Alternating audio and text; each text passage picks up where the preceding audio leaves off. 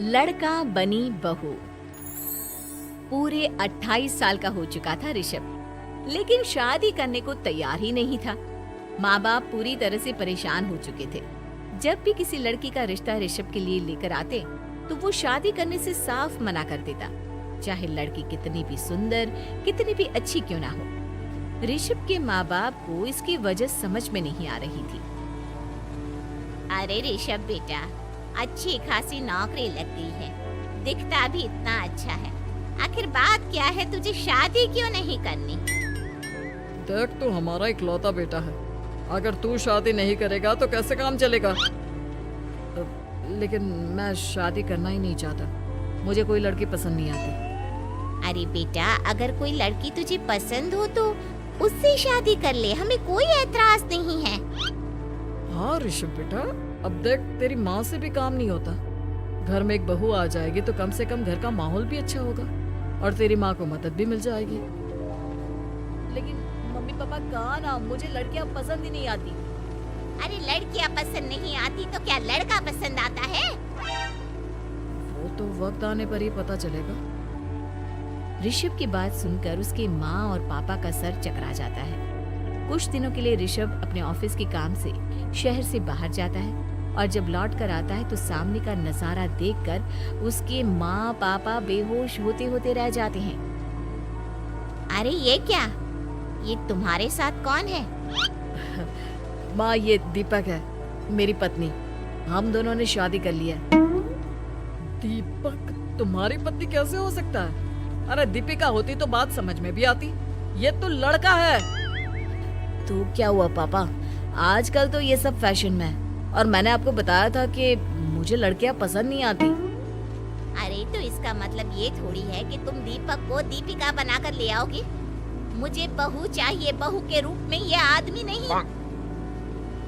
लेकिन मम्मी जी, मैं आपकी बेटे से बहुत प्यार करती हूँ, मेरा मतलब करता हूँ। अरे इसको तो करता हूँ करती हूँ का अंतर भी नहीं पता। लेकर जाए इसे वापस। अगर आपने इसे घर से बाहर निकाला पापा तो मैं भी इसी के साथ चला जाऊंगा। मैं ऋषभ के बिना जी नहीं सकती, मेरा मतलब जी नहीं सकता। हमारा जिंदगी भर का साथ है, प्लीज हमें अलग मत कीजिए मम्मी जी, पापा जी। हे भगवान, ये तूने क्या दिन दिखाया? मेरे बेटे को थोड़ी अकल दे दे, लड़के को बहू बनाकर घर में ले आया है। अब क्या होगा, हम दुनिया को क्या मुंह दिखाएंगे? माँ बेकार में परेशान हो रही है। दीपक आपके सारे काम करेगी और एक अच्छी बहू की तरह आपके साथ रहेगी, देखना। पहले तो खुद तो क्लियर कर ले कि यह कुछ करेगा या करेगी, बाद में हम सोचते हैं कि हम क्या करें। बहू के आने के बाद क्या करते हैं, मुंह दिखाई की रस्म, तो आप भी वही कर लीजिए। आप चाहे तो मैं पूरे मोहल्ले में न्योता दे आती हूँ। अरे रहने दे, तेरी वजह से बेइज्जती और ज्यादा होगी। आई बड़ी, मेरा मतलब है आया बड़ा न्योता दे। अगले दिन सुबह के बाद दीपक बड़ी नजाकत से चलता हुआ सबके लिए चाय बनाकर सुबह सुबह बालकनी में आ जाता है। प्रणाम मम्मी जी, प्रणाम पापा जी। ये देखिए, चाय बिल्कुल आपकी पसंद की है। मुझे ऋषभ ने सब कुछ बता दिया था कि आपको क्या क्या पसंद है। हे भगवान, ये सब क्या हो रहा है? ये क्या नौटंकी है? नौटंकी कहाँ है? माँ देखिए तो, मेरा दीपक आपका कितना ख्याल रख रहा है। लाओ, अब जो भी है, जैसी भी है, चाय पियेंगे ही सही। थोड़ी देर के बाद, वैसे दीपक, चाय तो तुमने बहुत अच्छी बनाई है, चलो कुछ तो अच्छा हुआ। अगले दिन अजी सुनते हैं, आज पैरों में बड़ा दर्द हो रहा है, लग रहा है घुटनों में फिर से कुछ न कुछ प्रॉब्लम हो रही है। डॉक्टर ने वो दवाई दी थी, उसकी मालिश करो ना अपने घुटनों पर, आराम मिल जाएगा। वो क्या है ना, खुद के हाथों से ठीक से मालिश नहीं हो पाती। अरे मम्मी जी, आपको परेशान होने की क्या जरूरत है, मैं हूँ ना, लाइए मैं आपके पैरों पर मालिश कर देता हूँ, मेरा मतलब कर देती हूँ।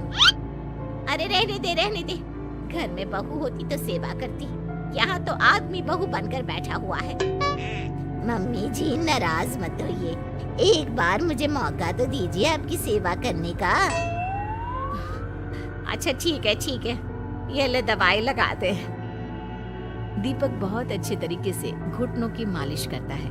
थोड़ी देर के बाद इतना आराम मिल रहा है क्या बताऊं, ऐसा लग रहा है मेरे घुटनों में कभी तकलीफ थी ही नहीं। लगता है तुम्हारी लड़का बनी हुई बहू तुम्हें पसंद आने लगी है।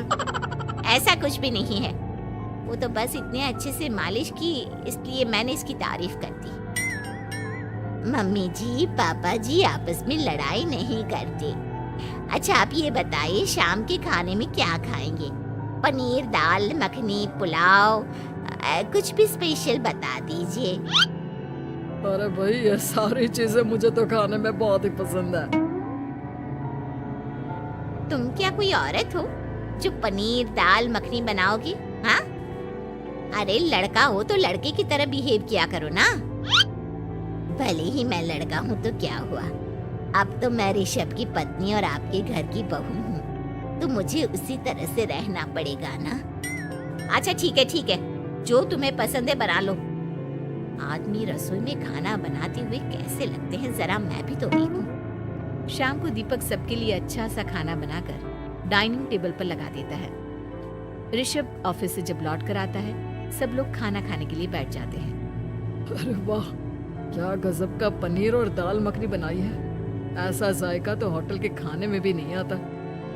दीपक कितना अच्छा खाना बनाती हो, मेरा मतलब बनाते हो। तुम्हारी इसी अदा की वजह से तो मुझे तुमसे प्यार हो गया। अरे बहुत हो गया, आदमी होकर आदमी से प्यार करते हो। अरे लेकिन कुछ भी कहो, जरा खाना खा कर तो देखो ऋषभ की माँ, मजा आ जाएगा। हाँ वैसे बात तो आपकी सही है, खाना तो वाकई में लाजवाब है। इतना स्वादिष्ट पनीर तो मैंने अपनी जिंदगी में नहीं खाया। कितना अच्छा होता अगर ये दीपिका होती। और फिर अगली सुबह कुछ ऐसा होता है जिसे देखकर ऋषभ के माँ और पापा ना केवल खुश होते हैं बल्कि हैरानी से उनकी आंखें फटी की फटी रह जाती हैं। उन्होंने जो नजारा अपनी आंखों के सामने देखा उसे देखकर उन्हें अपने आप पर भरोसा नहीं हुआ। सुबह का वक्त था, सब लोग बालकनी में बैठकर सुबह की चाय का इंतजार कर रहे थे। तभी रसोई में से एक बहुत ही खूबसूरत लड़की जिसके लंबे लंबे बाल थे और जिसने साड़ी पहनी हुई थी, हाथ में चाय की ट्रे लेकर वहाँ आती है। अरे ये कौन है? रातों रात हमारा लड़की बहू बन गया क्या? मुझे लगता है कोई सपना देख रहा है। इतनी सुंदर बहू तो हमने सपने में भी नहीं देखी। देखा माँ, जादू हो गया जादू। अरे लेकिन ये है कौन? तुम्हारा वो आदमी वाला पत्नी कहाँ चला गया? आपने मुझे पहचाना नहीं? मैं दीपक नहीं दीपिका हूँ। इतने दिन से लड़के के कपड़े पहनकर आपके घर में आपकी बहू बनी हुई थी। माँ ये दीपक नहीं, दरअसल ये दीपिका थी, लेकिन इसे लड़कों की तरह रहने का शौक था और इसे लड़की की तरह रहना मंजूर नहीं था, इसलिए मैं इसे लड़के के रूप में आपकी बहू बनाकर यहाँ ले आया। तो फिर अचानक ये उसका हृदय परिवर्तन और रूप परिवर्तन कैसे हो गया? वो क्या है ना, मुझे बाद में एहसास हुआ कि आप लोग इस बात को लेकर बहुत दुखी हैं कि आपकी बेटी ने एक लड़की के साथ शादी की है, इसलिए मैं अपने असली रूप में वापस आ गई। हमने कोई पुण्य कर्म किए होंगे जो तुम्हारे जैसा, मेरा मतलब तुम्हारे जैसी बहू मिली, इतनी खूबसूरत और इतना ख्याल रखने वाली। भला हो भगवान का कि हमें लड़की बहू मिली है, लड़का बहू नहीं।